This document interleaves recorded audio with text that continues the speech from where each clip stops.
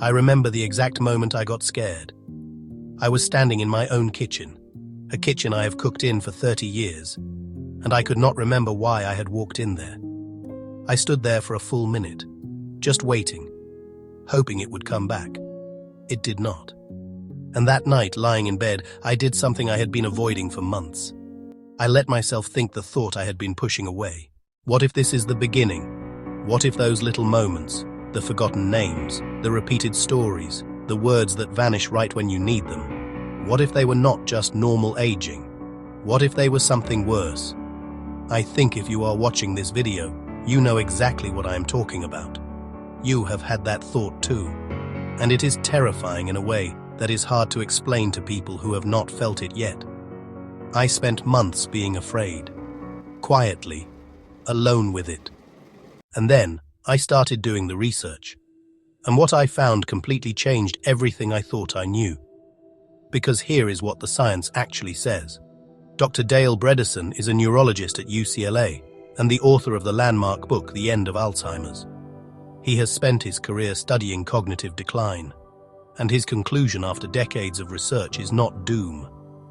It is this: Alzheimer's disease and cognitive decline are not simply the inevitable result of aging.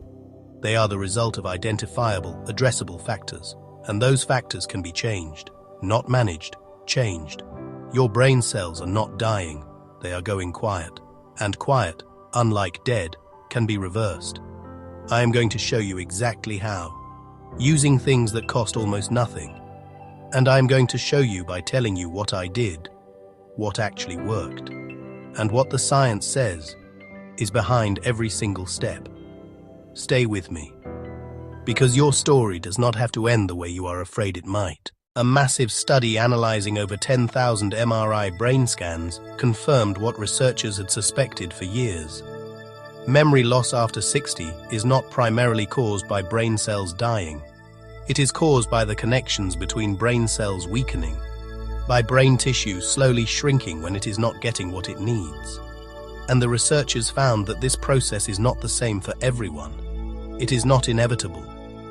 The people whose brains shrank fastest all had something in common: lifestyles that had quietly been starving their brains for years. And in 2025, scientists at the University of California, San Francisco, made a discovery that stopped me in my tracks. They identified a protein called FTL1 that accumulates in aging brains and acts like a circuit breaker, shutting down communication between brain cells, weakening connections, slowing everything down.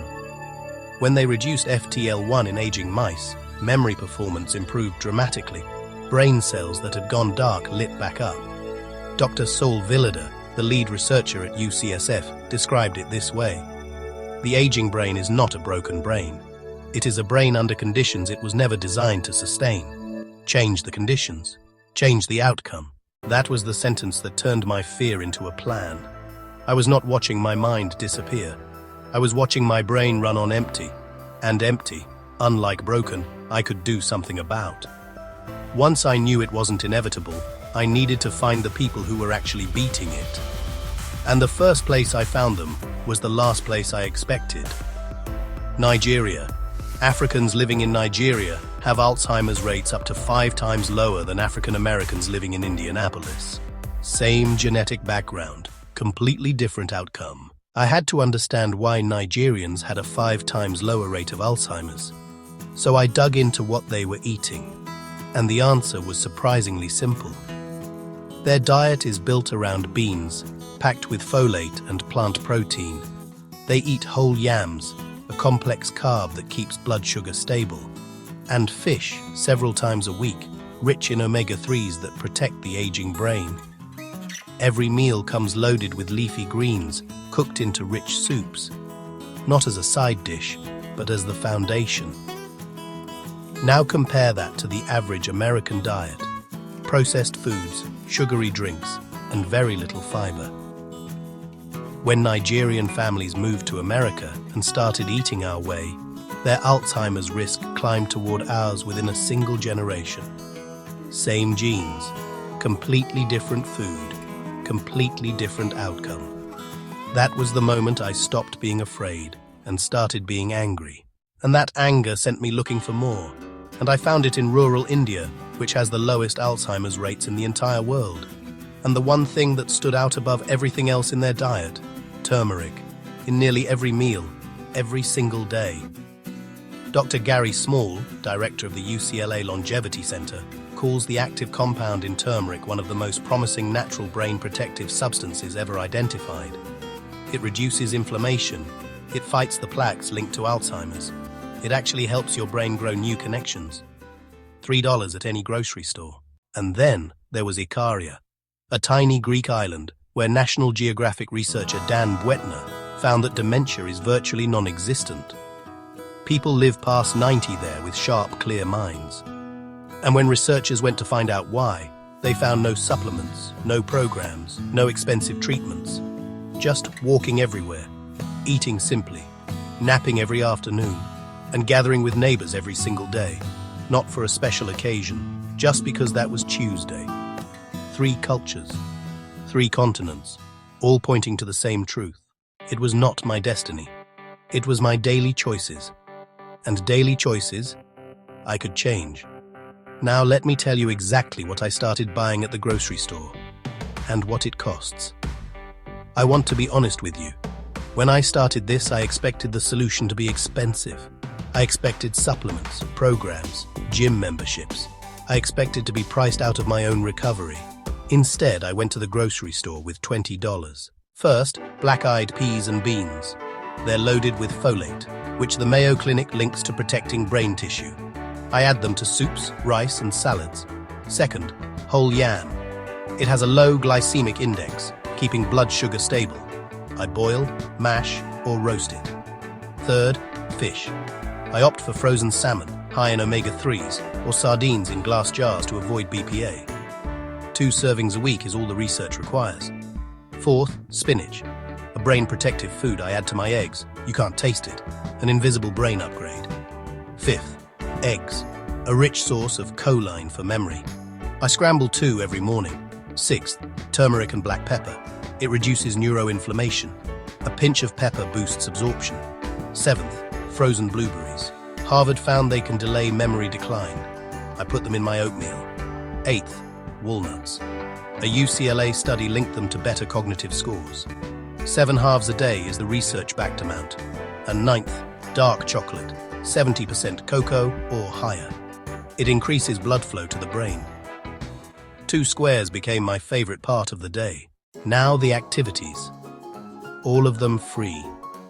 First, walking. Dr. John Ratey of Harvard Medical School calls it the single most transformative thing you can do for your brain. It increases blood flow and has been shown to physically increase the size of the hippocampus, the region for memory and learning. That walk became the moment every day when I felt most alive. Second, dancing.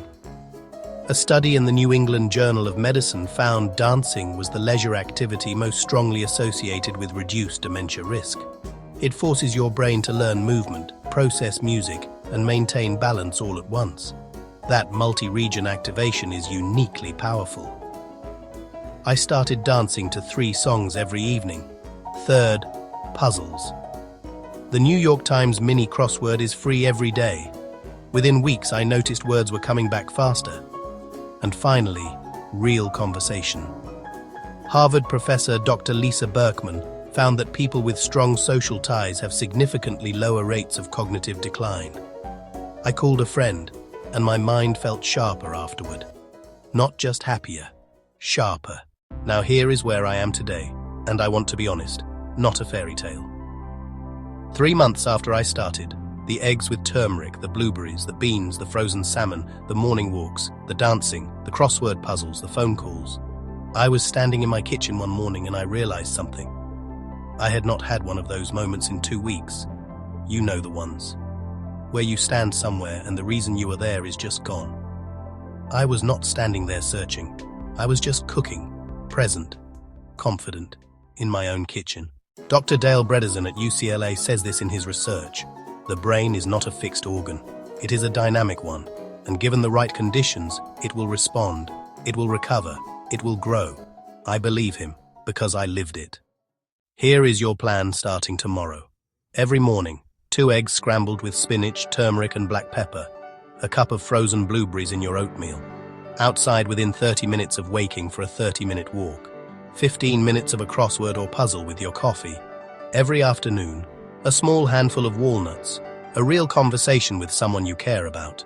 Every evening, a dinner that includes leafy greens, beans, or fish. 1 or 2 squares of dark chocolate.